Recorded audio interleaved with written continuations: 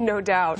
All right, the Hillary Clinton email investigation aftermath is heating up again as Loretta Lynch is scheduled to testify tomorrow.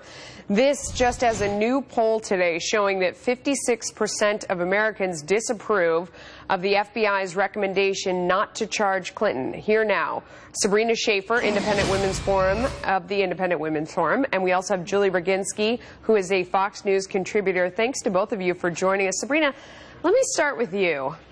What do the Republicans hope to achieve by having Loretta Lynch out there tomorrow? Because it seems predictable where this is heading.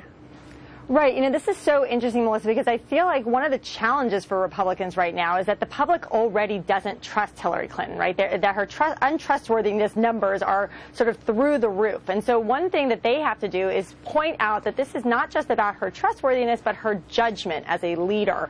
And that is where I think that they may have some more motion. I think that's what we're seeing the American public responding to, is that neither side, Republicans or Democrats, most people are voting against the other side. And that's what they sort of need to keep pushing here. Julie, I hear that, but do they achieve that by grilling Loretta Lynch? I mean, all she's going to say is the FBI told me that no sane prosecutor would go after this, so there you go. It's very puzzling because on the one hand, you had Republican leaders talk about how they wanted Jim Comey to be the decision maker on this. They trusted him. He was one of them. He was the least biased person in all of Washington. And further, you know, I can give you 10 other quotes extolling his virtues and how they wanted to depoliticize this by taking the Attorney General, who's a political appointee, out of this. And then lo and behold, when Jim Comey returned a verdict that was not to their liking, suddenly they started grilling Jim Comey. Suddenly Loretta Lynch is somebody. Wait, hang on. No. I hear your point, but I mean, like, when we're talking about the optics and the visual here, I mean, what you're saying is they wanted him to decide because they thought he was going to decide their way. He didn't. Right. So they, you know, brought him out to kind of rake him over the coals, and you know, depending on how you looked at that, how that went, you know, is in the eye of the beholder. So kind of doubling down on that with Loretta Lynch, who's one step removed. Yeah, well, that's my point. I mean, my point that I was trying to make here is you have to not go overboard. Listen, I think what Hillary Clinton did is inexcusable. I think it was a massive mistake on her part. I've never defended it from day one. Right. No, you haven't. But to suddenly, when you don't like the result, to drag in administration after administration appointee to make the same case over and over, it looks like overkill, and I think people will be able to say, ultimately, look, what are you trying to accomplish here? What's the end goal, other than to make the same point that you made last week and the next week and the next month? Hang on. Sabrina, the flip side of that is that they seem to be grabbing onto something when they were trying to say, well, did she lie to the FBI? I mean, that's something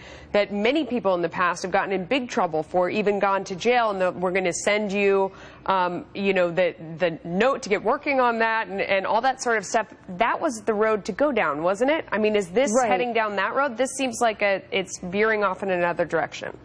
A little bit, and this is where I agree with Julie that it's really difficult. The optics on this can get very hard, but at the same time, I think that this is a place where Julie and I and Democrats and Republicans, conservatives and progressives should all be on the same side, because when you have lawlessness that just sort of trickles down from the top and people lose confidence in government and they lose confidence in the rule of law, that is a serious problem for all of us, no matter who you are, where you come from, what political party you identify most with. And so in many ways, you know, Republicans ought to be looking for more allies on the left to help them accomplish this, because this is something that is so serious. There's going to be a day when there is not a Democrat in office. There's going to be a Republican, and Democrats are going to want that Republican to be held to the same standards. And so this is in many ways an opportunity for the country to unify rather than be in opposition with one another. Julie, you buy that real quick before we go? Well, I buy that partially, but look, at the end of the day, if Jim Comey's not an impartial arbiter, I don't know who is. You keep saying there's lawlessness. Jim Comey obviously said there isn't. And so if we're not going to trust the FBI director, who both sides seem to think was a very impartial arbiter in all of this, then I don't know who's to say that who you do trust. Well, he sort of said there was, but we're not going to punish you. Well, we don't need to relitigate it. We don't need to. Okay, guys, thank you so much. Thanks very much. Appreciate it. Connell. All right.